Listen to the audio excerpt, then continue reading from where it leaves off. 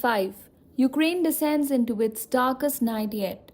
The skies above Kyiv glowed red with the trail of missiles, the hum of drones echoing through frozen winds. By dawn, the nation's power generation had fallen to zero. It was called the most challenging night of the war. A coordinated Russian assault crippled Ukraine's thermal power plants, gas lines, and heating infrastructure, just as winter began its slow, merciless advance. Centrenergo, Ukraine's state-owned energy giant, confirmed what many feared. Every one of its thermal power plants, Tripelia, Zamivska, and Bulereska, was offline. These plants once powered millions of homes across Kyiv, Cherkasy, and Zhytomyr. In a statement, the company said, quote, "Power generation is down to zero. Zero. We lost what we had been rebuilding around the clock." The attack involved over 450 drones and 45 missiles, the largest on Ukraine's energy infrastructure since the invasion began in 2022.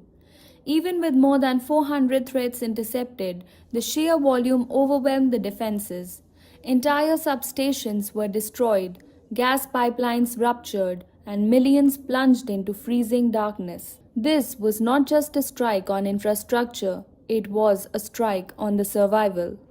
In cities like Kharkiv, Dnipro, and Poltava, families huddled together in unheated apartments, their breath visible in the frigid air.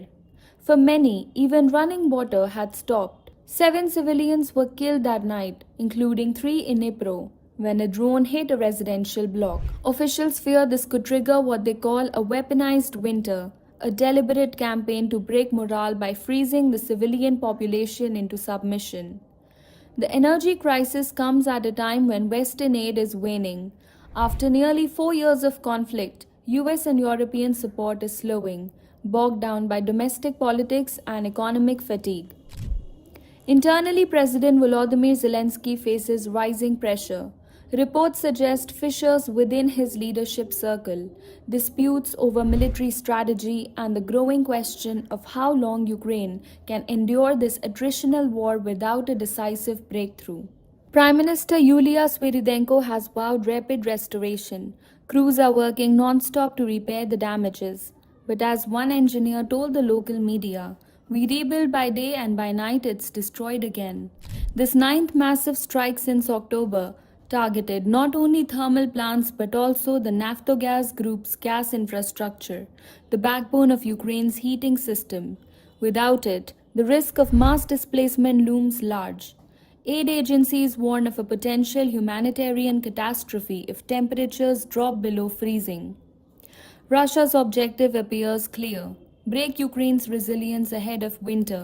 The Kremlin calls it a strategic neutralization of energy capacity. Analysts call it psychological warfare. For President Putin, the message is, if the battlefield stalls, the thermostat becomes a weapon.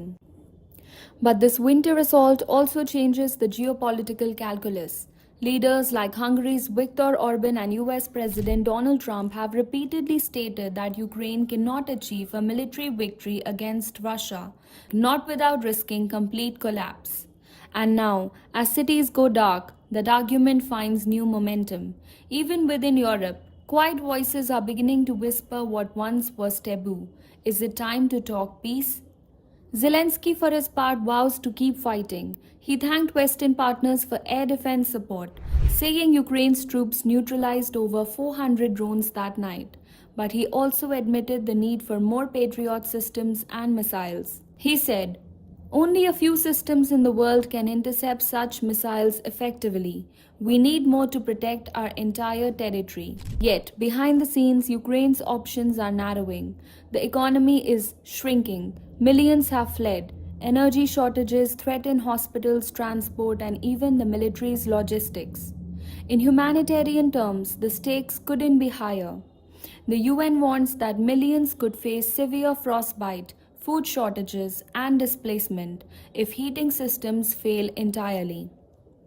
Repair teams work under bombardment, often sleeping inside damaged stations to keep the turbines running. The coming months will test Ukraine's endurance and the West's willpower.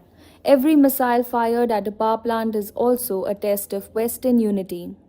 Washington and Brussels must decide whether to double down on support or quietly push Kyiv towards negotiations.